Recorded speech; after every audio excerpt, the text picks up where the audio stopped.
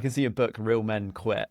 Why is there an association with alcohol and masculinity, and how can we remove that association?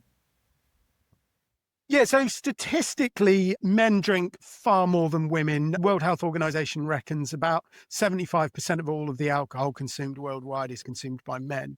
So we obviously have more of the problems. Unfortunately, we do less of the asking for help, don't we? That is a particular issue that I've tried to work to address. I think there is a lot of kind of shame bound up in masculinity, and a lot of you can't show any weakness. You can't show those emotions.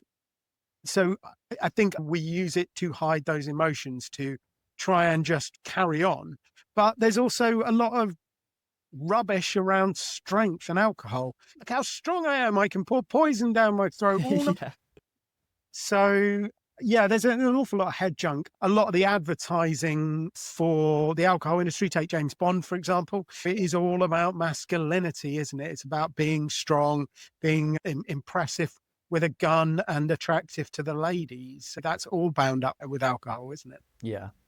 No, I agree. How can we remove that then? Is there a way for that to be done easily, or is it going to take a long time for that? In terms of changing the entirety of society, yes, I imagine it probably will take some time. I think things are changing, and there are more and more examples out there of people who don't drink. Mayweather. Yeah. I wouldn't call him a sissy, would you? Quite a tough guy, doesn't drink. Lots of boxers, lots of fighters don't drink. So there are plenty of tough guys that don't drink. It doesn't get talked about as much because, well, the advertising budget for not drinking is somewhat lower than the advertising budget for the alcohol industry, which incidentally spends about 3 times more than the average on advertising than most industries.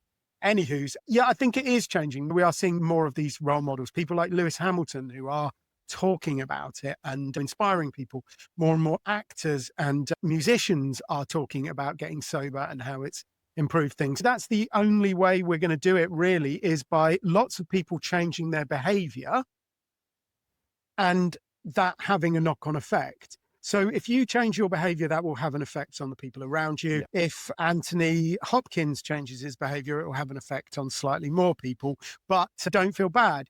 You will still affect those people around you. And that is the good work, my friends. Yeah, big things start small, don't they? And if we can change and show that we're changing other people, as well as maybe people more leverage and more following, and stop drinking, then that's probably the best case scenario, especially people like role models that people look up to.